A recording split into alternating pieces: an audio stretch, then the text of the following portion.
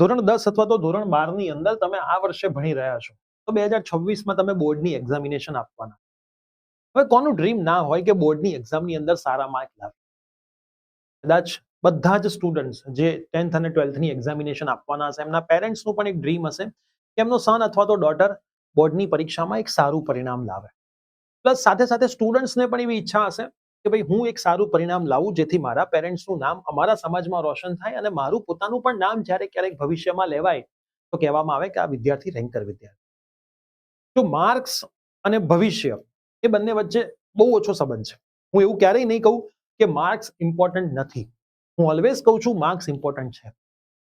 એવા જ વ્યક્તિ તમને એવું કહેતા હશે કે માર્ક્સ ઇમ્પોર્ટન્ટ નથી જેમને ખુદને માર્ક્સ નહીં આવ્યા હોય, અથવા તો જે પોતે 10માં અથવા 12માં ફેલ હશે પણ અત્યારે કોઈક સારી જગ્યાએ હશે પણ એવો માર્ક્સ પણ 1 થી 5% છે.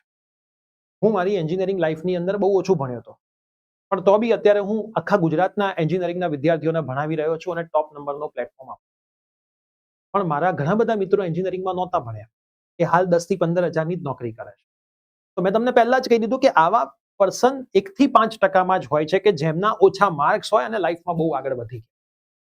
એટલે હું હાલ એ 5% લોકોની વાત કરવા માટે નથી આવ્યો, હું 95% લોકોની વાત કરવા માટે આવ્યો છું. તો તમે આ વર્ષે ધોરણ 10 અથવા તો 12ની બોર્ડની એક્ઝામિનેશન આપવાના છો અથવા તો આવનારા ભવિષ્યમાં આપવાના છો, મતલબ તમે 11thમાં છો અથવા 9thમાં છો, તો એવા સ્ટુડન્ટ્સ આ વિડીયો જોઈ રહ્યા હોય અથવા તો એવા પેરેન્ટ્સ આ વિડીયો જોઈ રહ્યા હોય તો હું તમને રિક્વેસ્ટ કરીશ કે વિડીયો આખો જોજો. ઘણા બધા પેરેન્ટ્સને ઘણી બધી મારી વસ્તુ અહીંયા ખોટી લાગી શકે છે પણ 2009 થી હું આ જ ફિલ્ડમાં છું. 5 લાખથી વધારે ઓનલાઈન અને ઓફલાઈન વિદ્યાર્થીઓને મેં અલગ અલગ સબ્જેક્ટ્સની અંદર ભણાવેલા છે.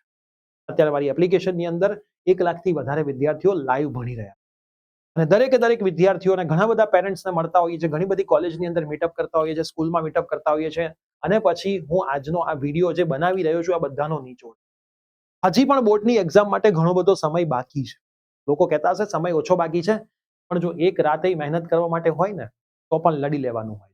કે યુદ્ધ મેદાનમાં જ્યારે તમે ઉતરો છો ત્યારે એક જ કામ હોય, કાં તો લડીશું કાં તો મરીશું. અને જીવનમાં એક જ સિદ્ધાંત છે, કાં તો શીખીશું અથવા તો જીતીશું. હારવાની વાત અહીંયા ક્યાંય આવતી નથી.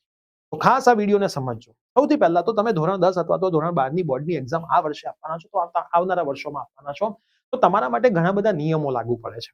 કયા કયા નિયમો છે? એવું જરૂરી નથી કે આમાંથી બધી જ વસ્તુ બધાને લાગુ પડતી હશે પણ અમુક વસ્તુ અમુક લોકોને લાગુ પડતી હશે, અમુક લોકોને નહીં લાગુ પડતી હોય. એમાં સૌથી પહેલી વસ્તુ છે મોબાઈલ.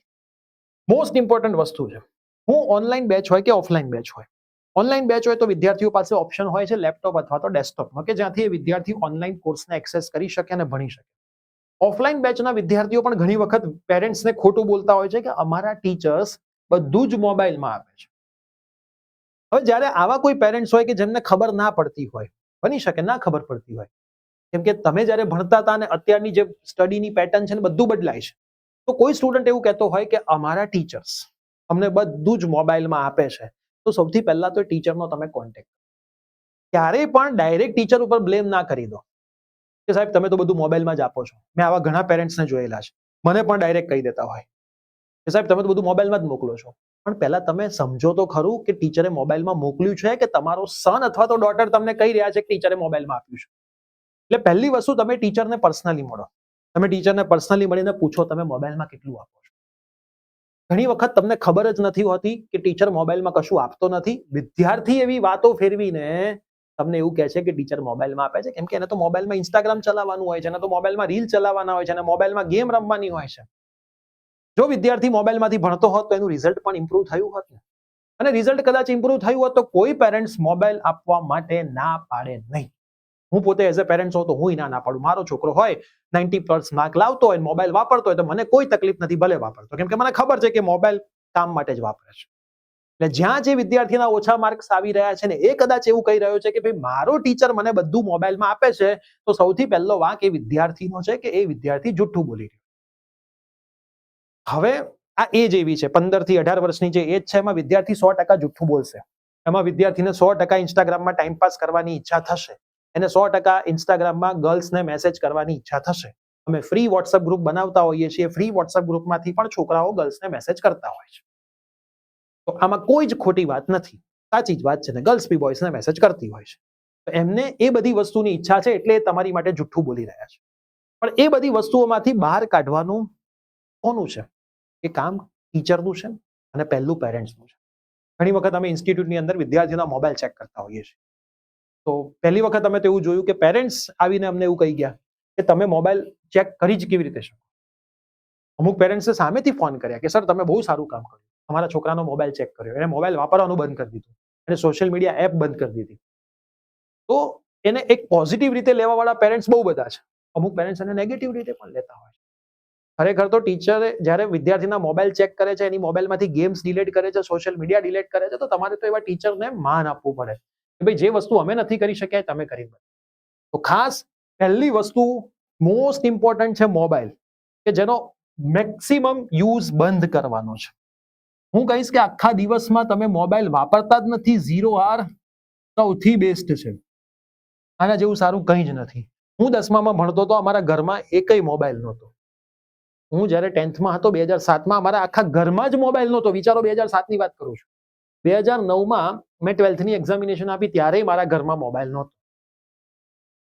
જ્યારે મોબાઈલ ના હોય ને ત્યારે 100% ભણાય. હું બોર્ડમાં 1 માર્ક માટે બોર્ડમાં નંબર, અમારા વખતે બોર્ડમાં નંબર આવતા હતા 1 થી 10. એમાં 10મા નંબર ઉપર હું 1 માર્ક માટે રહી ગયો. એ વખતે મારા 90% હતા.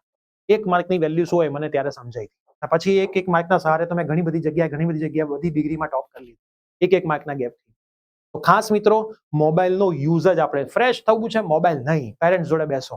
ફ્રેશ થવા માટે પણ મોબાઈલનો યુઝ નથી કરવાનો.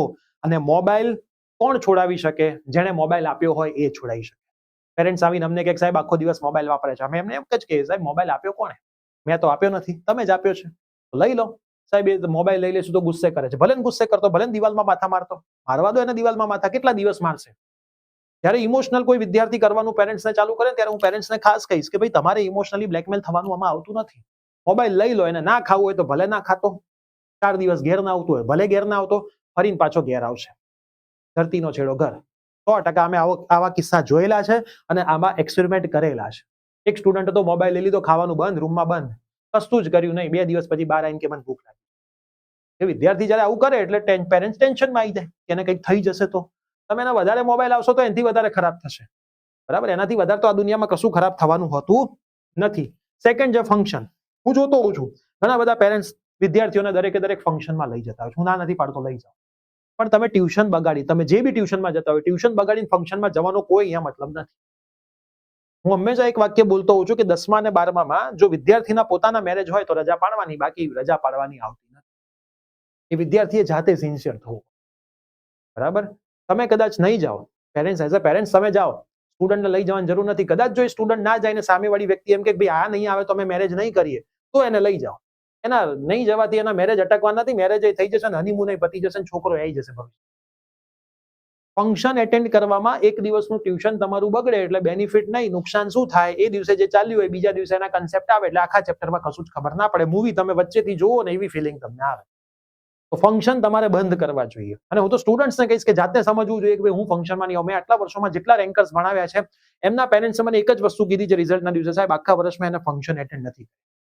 જે વ્યક્તિ એવું કહેતો હોય ને કે હું તો આખા વર્ષમાં ફંક્શન એટેન્ડ કર્યા છે, એક્ઝામના આગલા દિવસે મેં તો ક્રિકેટ મેચ જોઈ, બધા જુઠ્ઠું બોલે છે. એ બધા જુઠ્ઠું બોલે છે, ખાલી રીલ્સમાં ફેમસ થવાની વાતો કરે છે. બાકી એને ચોપડા પકડીને એક્ઝામના 10 વાગ્યાથી 9:30 સુધી વાંચ્યું જ હોય. કેમ કે તો જ રિઝલ્ટ આવે. વાંચ્યા વગર ફંક્શનમાં જવાથી, જો ક્રિકેટ મેચ જોવાથી રિઝલ્ટ આવતું તો બધા લોકો એ જ કરવાનું ચાલુ કરી દે. તો હું પેરેન્ટ્સને રિક્વેસ્ટ કરીશ કે ભાઈ ફંક્શન હવે બંધ. ફંક્શન તમારે જવું હોય તમે જાઓ. દિવાળી વેકેશન હોય રજામાં ફરી આવો. ઘણા બધા વિદ્યાર્થીઓ વેકેશન પછી ફરવા જતા હોય. એટલે વેકેશન ફરવા માટે આપ્યું છે, એના પછી ફરવા નહોતું જવાનું. બરાબર? એટલે ખાસ, કેમ કે હંમેશા તાળી 2 હાથે વાગે. ખાલી ટીચર ભણાઈ કરે તો રિઝલ્ટ ના આવે. પેરેન્ટ્સ પણ સામે એટલો જ એફર્ટ આપે તો કામ થાય. બાકી અમારે તો ઘણા પેરેન્ટ્સ એવું કઈ છૂટા થઈ જતા, સાહેબ અમારે તો ટાઈમ જ નથી. ભાઈ સન તમારો છે, ડોટર તમારી છે, તો 2 કલાક તો તમારે ટાઈમ ફાળવવો પડશે ને. તમે જ્યારે એને ટાઈમ નથી આપતા ત્યારે એ એનો ટાઈમ મોબાઈલમાં આપી રહ્યો છે. પૈસા 100% ઇમ્પોર્ટન્ટ વસ્તુ છે, હું ક્યાંય ના નથી પાડતો, પણ પૈસાથી વધારે વિદ્યાર્થીનું ભવિષ્ય ઇમ્પોર્ટન્ટ. તો જો કોઈ પેરેન્ટ્સ એવું કહેતા હોય, મને ઓનલાઈનમાં ઘણા પેરેન્ટ્સ આવું કહેતા હોય, સાહેબ અમારી પાસે ટાઈમ નથી. તમે જોઈ લેજો ને, ટાઈમ કેમ નથી? તો લાયા કેમ?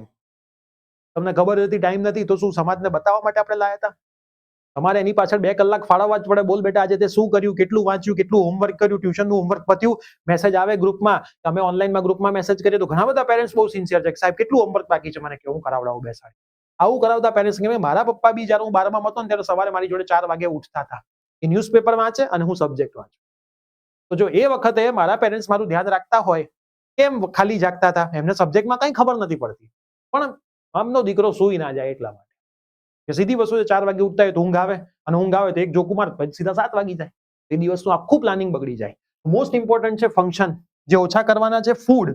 ઘણા બધા વિદ્યાર્થીઓ બહારના પડીકા ખા કરતા હોય છે. સૌથી વધારે ખરાબ વસ્તુ જો કોઈ હોય ને તો એ પેકેટ્સ છે.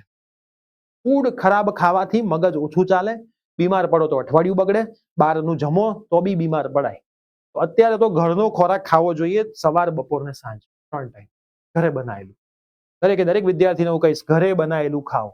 આ બધી વસ્તુ તમારે જાતે તમારા જીવનમાં ઉતારવાની છે. કોઈ વ્યક્તિ એક વખત તમે આઈસીયુ ની અંદર જઈ આવજો, પછી તમને ઓટોમેટિક ખબર પડી જશે હેલ્થની વેલ્યુ શું હોય. એક વખત તમારે હાર્ટ એટેક આવશે, પછી તમને ખબર પડી જશે હેલ્થની વેલ્યુ શું છે. પણ હંમેશા કેમ એવું હોય? પડ્યા પછી શીખવું જરૂરી થોડું છે?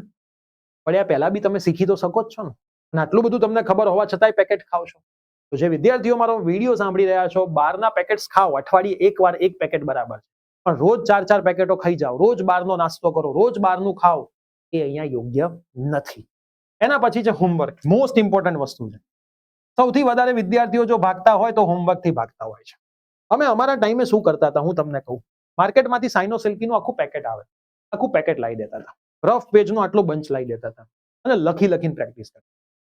લખીને જે પ્રેક્ટિસ કરે ને ક્યારેય ના ભૂલાય. પણ લખીને પ્રેક્ટિસ કરવાના નિયમો છે. માની લો કે હું એક ટીચર છું, વિદ્યાર્થીને માર્ક એમસીક્યુમાં નથી આવતા, એટલે મારી પેટર્ન જ છે 5 વાર આપી દેવાના. અમારા એક બીજા ટીચર હતા તો 30 વાર આપતા હતા. મારી પેટર્ન છે 5 વાર આપી, 5 વાર એમસીક્યુ લખવાના. હવે 5 વાર એમસીક્યુ લખવાના, કેવી રીતે લખવા જોઈએ એની હું પદ્ધતિ તમને સમજાવું. પ્રશ્ન શાંતિથી વાંચવો જોઈએ, સમજવું જોઈએ, અને પછી મોઢે લખવું જોઈએ 5 વાર. એમાં બી જે સોલ્યુશન હોય, કેલ્ક્યુલેટર યુઝ થતું હોય તો કેલ્ક્યુલેટરમાં સોલ્વ કરવું જોઈએ. પણ આજકાલના વિદ્યાર્થી શું કરે છે? કાનમાં લગાયા ઇયરફોન, કોપી મારવાનું ચાલુ. પ્રશ્ન જોયા વગર જવાબ 5 વખત કોપી મારી દે. હવે 18 વર્ષનો વિદ્યાર્થી કે 17 વર્ષના વિદ્યાર્થી જેની બોર્ડની પરીક્ષા આવવાની હોય, એને એ અમારે સમજાવવાનું હોય કે બેટા આ લખવા માટે તને 5 વખત નહોતું આપ્યું, તું પ્રેક્ટિસ કર એટલા માટે તને એ વસ્તુ 5 વખત આપી હતી. પૂરી કરવા માટે પૂરી કરો, સાહેબને બતાવો અને કામ થઈ જાય. કોઈ પણ ટ્યુશન ક્લાસીસના વિદ્યાર્થી આ વિડીયો જોઈ રહ્યા હોય તો ખાસ તમે યાદ રાખજો, તમે તમારા ટ્યુશનમાં તમને કદાચ 10 વાર 15 વાર આપે છે અને તમે જો આવું કરી રહ્યા છો, એના કરતા તો હોમવર્ક જ ના કરતા. તો લખીને આપી દેતો સાહેબને કે ભાઈ હું હોમવર્ક નહીં કરી શકું, કેમ કે આમાં તમારી પેનની ઇંક બગડે છે, પેજ બગડે છે, મગજ બગડે છે અને ટાઈમ બગડે છે. કોઈ ફાયદો થતો નથી. તો હોમવર્કનો નિયમ શું હોય? જે ચાલે છે રોજનું રોજ પરફેક્ટ કરો. જે પણ વિદ્યાર્થીઓ ડમી સ્કૂલમાં છો, ડમી સ્કૂલ વાળા વિદ્યાર્થીઓને મેક્સિમમ ટાઈમ મળતો હોય છે, ખાલી તમને એ ટાઈમનું યુટિલાઇઝેશન નથી આવતું. તમે પરફેક્ટ તમારું ટાઈમ ટેબલ બનાવશો ને તો તમને ખબર પડશે કે આખા દિવસમાં 5 થી 6 કલાક તો તમે એમને બગાડી રહ્યા છો. તો ખાસ ડમી સ્કૂલના વિદ્યાર્થીઓ કદાચ તમે છો તો તમારા માટે તો બહુ સારો બેનિફિટ છે. મેક્સિમમ તૈયારી તમારે કરવી જોઈએ. મેં ઘણા વિદ્યાર્થીને એવા જોયા, માનો આજે કેમેસ્ટ્રીની ટેસ્ટ છે તો ફિઝિક્સનું હોમવર્ક નહીં કરવાનું, ફિઝિક્સની ટેસ્ટ છે તો એ દિવસે કેમેસ્ટ્રી મેથ્સનું હોમવર્ક નહીં કરવાનું. આ તો શું થયું? એક સારું કરવામાં બીજું બગડ્યું. મતલબ જીમ જવાનું પણ બહાર ખાવાનું, જીમ બધાને બતાવવા જવાનું પણ બહાર તો ખાતું જ રહેવાનું. તો આનો શું ફાયદો છે? બંને વસ્તુ બંધ થાય, જીમ ચાલુ થાય ને બહારનું જમવાનું બંધ થાય તો બોડી બનવાનું ચાલુ થાય. બાકી તમે એવું માનો હું બહારનું ખાધા કરું જીમ બનાવું તો કોઈ પોસિબલ નથી. હું મેથ્સ વાંચીને ફિઝિક્સ બગાડું એનું એ જ થયું. કેમ કે મેરિટ તો 3 વિષયનું બનશે, 10મામાં 4 વિષયનું કે 5 વિષય જે તમારા ઇમ્પોર્ટન્ટ વિષયો છે ત્યાંથી તમને સારા માર્ક્સથી આગળ તમને ફાયદો થશે. તો દરેક સબ્જેક્ટને સમાન મહત્વ આપવું જોઈએ. જે દિવસે જે સબ્જેક્ટની ટેસ્ટ હોય, બીજા સબ્જેક્ટનું બગાડીને એ સબ્જેક્ટની ટેસ્ટની પ્રિપરેશન કરો, એટલે તમારા જેવું મૂર્ખ આ દુનિયામાં કોઈ નહીં. તમને કદાચ લાગશે કે એ ટેસ્ટમાં મારા 25માંથી 22 આવી ગયા કે 21 આવી ગયા, પણ તમે દુનિયાના સૌથી મોટા મૂર્ખ વિદ્યાર્થી છો. અને આ બધી હેબિટ એ તમારી રેગ્યુલર હેબિટ બનતી જશે ને આગળ કોલેજમાં તમને સૌથી વધારે હેરાન. અમુક હેબિટ એવી હોય છે કે જે, કેમ કે મને યાદ છે કે મને એક સબ્જેક્ટ એન્જિનિયરિંગમાં નહોતો આવડતો, એમઓએસ નામનો. એ એમઓએસ વાળા સબ્જેક્ટે મને માસ્ટર ડિગ્રીમાં હેરાન કર્યો. અને એ એમઓએસ વાળો સબ્જેક્ટ મેં માસ્ટર ડિગ્રીમાં હું હેરાન થયો, માંડ એમાં મારું કામ પત્યું. અને પછી જ્યારે જોબ લાગ્યો કોલેજમાં એઝ અ પ્રોફેસર, ત્યારે પહેલી જ વખતે જે મારી જોબ હતી એમાં મને કહેવામાં આવ્યું તમારે મોસ ભણાવવાનું. વિચારો, હું જે વસ્તુથી ભાગતો હતો ને એ વસ્તુ મારી પાછળ પડી હતી.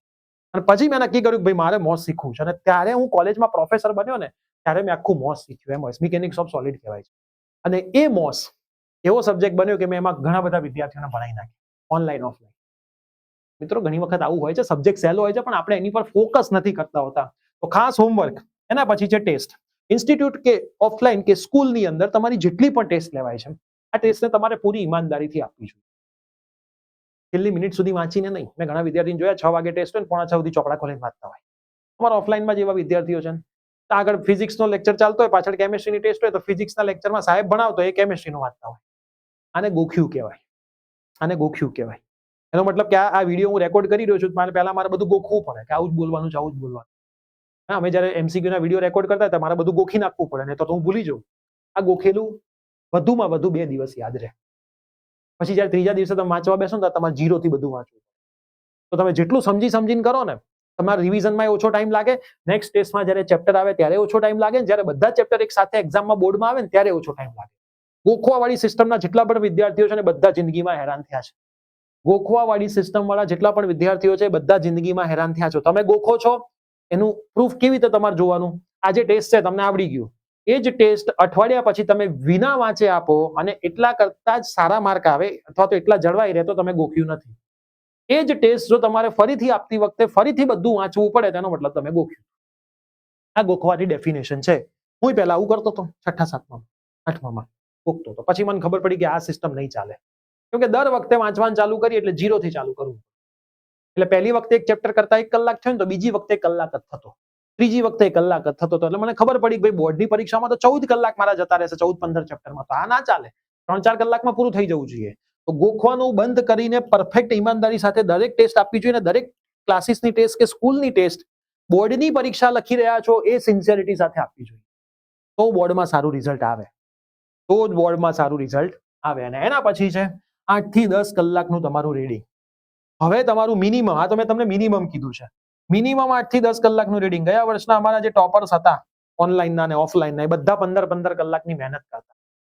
અત્યારે હું મારી પોતાની વાત કરું છું, હું સવારે 5 વાગે ઉઠી જાઉં છું, 5:45 હું જીમની અંદર હોઉં છું. 5:45 થી 6 વાગે જીમ 6 વાગે ઓપન થાય, કી ત્યાં જ પડી હોય. હું 5:45 થી 6 વચ્ચે જીમમાં હોઉં. 6 થી 8 જીમ પૂરું કરીને 8 વાગે ઘેર આવીને ફ્રેશ થઈને 9:45 તો હું મારા સ્ટુડિયોમાં ઉપર આવી જાઉં. પછી બપોરે ભલે હું 1 કલાક આરામ કરું છું, પછી 3:30 થી પાછું કામ ચાલુ કરું 8:30-9 વાગ્યા સુધી, પછી ફેમિલીને ટાઈમ આપું અથવા તો બીજું મારું કંઈક કામ કરું. તો અમે અત્યારે હાલની તારીખે જો આટલી મહેનત કરતા હોઈએ તો એઝ અ સ્ટુડન્ટ તો ભાઈ તમારે 14-15 કલાક તો મિનિમમ મહેનત કરવી જોઈએ. જો મને ખબર છે મોબાઈલની અંદર ગેમ રમવામાં બહુ મજા આવે, મને ખબર છે પાર્ટી કરવામાં બહુ મજા આવે, મને ખબર છે બહારનું ખાવામાં બહુ મજા આવે, પણ એ બધી શોર્ટ ટર્મ મજા છે, થોડાક ટાઈમ માટેની મજા છે. જો લોંગ ટર્મ મજા જોઈતી હોય તો અત્યારે મહેનત કરવી પડશે. અત્યારે મહેનત કરશો તો આખી જિંદગીની મજા છે. નક્કી તમારે કરવું છે કે શોર્ટ ટર્મ મજામાં પડવું છે કે લોંગ ટર્મ મજામાં પડવું છે. જો તમારું રિઝલ્ટ ના તો તમારા પેરેન્ટ્સ બનાવી આપશે, હું સ્ટુડન્ટને કહી રહ્યો છું, ના તો તમારા પેરેન્ટ્સ બનાવી આપશે, ના તો તમારો ટીચર બનાવી આપશે. તમારું રિઝલ્ટ તમારે જાતે જ બનાવવાનું. ખાસ ધ્યાન રાખજો. અને ખાસ તમારા ટીચર્સ જે બી સ્કૂલમાં તમે ભણી રહ્યા હોય, જે બી ક્લાસીસમાં તમે ભણી રહ્યા હોય, આ બધી વસ્તુને કોઈ કે અને તમે ફોલો કરો એની જગ્યાએ તમે જાતે ફોલો કરો. તમારા પેરેન્ટ્સ તમને એવું કહેવા જોઈએ, બેટા બસ હવે ઓછું વાંચ. ઇમ્પ્રુવમેન્ટ એક્ઝામ જે 12th અને 10thમાં લેવાય છે, જે વિદ્યાર્થીઓ 50% સાથે પાસ આઉટ થાય છે રેગ્યુલર એક્ઝામના, ઇમ્પ્રુવમેન્ટમાં 70 થી 75% લઈ આવે છે. કેમ? એનું કારણ 1 મહિનાનો ટાઈમ હોય, વધારે નહીં, 1 જ મહિનો, 4 વીકનો ટાઈમ હોય. 4 વીકમાં 4 થી 7 વીક માની ચાલો ને, 1 થી 1.5 મહિનો હોય, 1 month 2 plus extra half month, આટલા મહિનામાં જ ઇમ્પ્રુવમેન્ટ એક્ઝામ આવી જાય.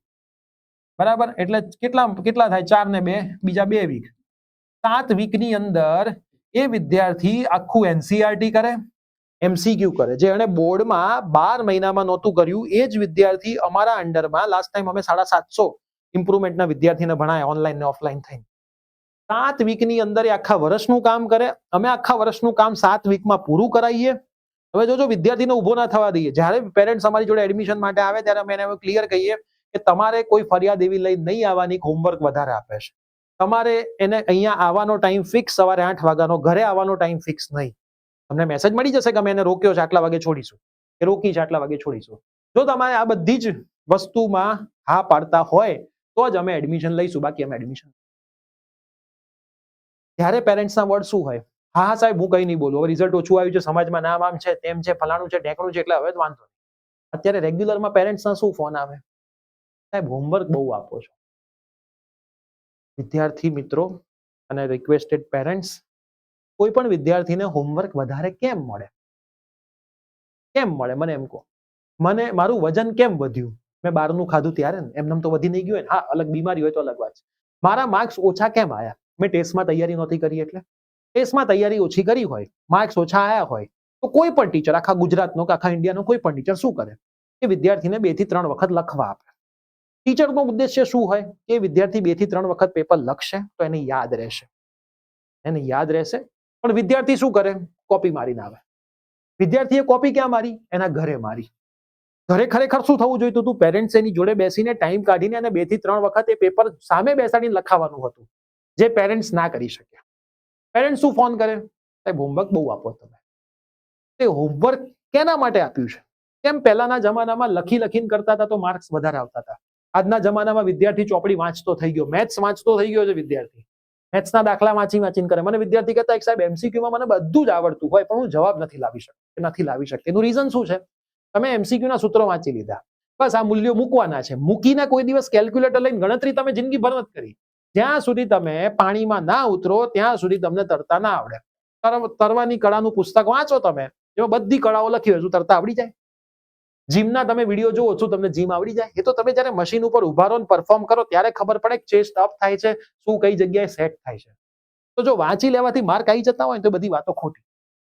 કોઈ એમ કહેતું હું વાંચીને માર્ક લાવી દઉં, આવો માર જોડે, હું પેપરમાં 4 વસ્તુ બદલી નાખીશ, માર્ક નહીં આવે. તો લખીને તૈયારી થાય. અને ક્યારે બી હોમવર્ક કોઈ પણ વિદ્યાર્થીને વધારે મળતું હશે એમના ટ્યુશનમાંથી, એમની સ્કૂલમાંથી, એનું રીઝન એ હશે કે એના ઓછા માર્ક આવ્યા છે. ત્યારે પેરેન્ટ્સે સપોર્ટ ના કરવો જોઈએ. પેરેન્ટ્સે કહેવું જોઈએ. મારા પેરેન્ટ્સ તો એવું જ ચોખ્ખું કહેતા હતા અમારા સાહેબોને, સાહેબ હું તમારા નામની ફરિયાદ કરવા કોઈ દિવસ નહીં આવું, તમારે જે કરવું એ કરો. ત્યારે પેલો ટીચર બિંદાસ થઈને એને માર્ક આપતો. પણ અત્યારે શું થઈ ગયું છે? ઘેર જઈને છોકરો એમ કહેશે, પપ્પા બહુ હોમવર્ક આપે છે. પપ્પા કહે છે કઈ વાંધો નહીં બેટા, કાલથી ના જતો. અહીંયા જ વિદ્યાર્થીનું ભવિષ્ય બગડવાનું ચાલુ થાય.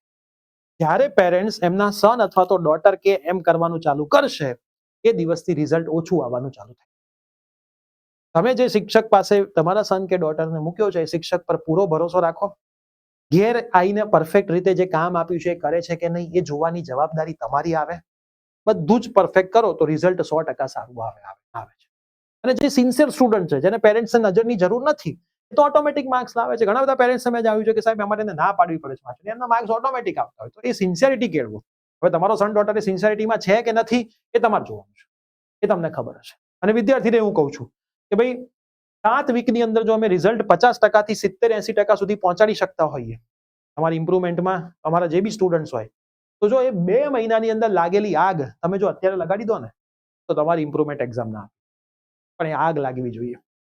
બરાબર? તમારે તમારી જિંદગીનો વાય નક્કી કરો ને કે ભાઈ તમે કેમ આ લાઈફમાં આવ્યા છો, કેમ તમે મહેનત કરી રહ્યા છો, કેમ મહેનત કરવાની છે અને કેમ તમારે ભવિષ્ય સુધારવાનું છે, તો આપોઆપ તમારું કામ થાય. જો તમે આ નહીં કરો તો આવનારા 2 મહિના પણ બોર્ડના જતા રહેશે. મેં જે તમને વાતો કરી બધી વાતો ટાઈમપાસ વાતો થઈ જશે. રિઝલ્ટ ઓછું આવશે. અઠવાડિયું બધા જ શોક મનાવશે. અમે દર વર્ષે ઘણા બધા જે અમે ઇમ્પ્રુવમેન્ટમાં ભણાવીએ છીએ, ઘણા બધા પેરેન્ટ્સને ફોન પર રડતા સાંભળ્યા છે, સામે મળે ત્યારે રડતા જોયા છે અને બધાનું સોલ્યુશન કરાયું છે. હું વિદ્યાર્થીને કહીશ કે ભાઈ બોર્ડના રિઝલ્ટના દિવસે તો તમે તમારા પેરેન્ટ્સને, તમારા ફેમિલીને રડતા જોવી હોય તો ના વાંચતા. 100% ના વાંચતા. અને તમને એવું લાગે કે 4 લોકોને ફોન કરીને કે ભાઈ મારા દીકરાના 90% આયા, 92% આયા, મારી દીકરીના 94% આયા, બહુ એને મહેનત કરી, આવા વર્ડ તમારે જો સાંભળવા છે તો તમે મહેનત કરજો.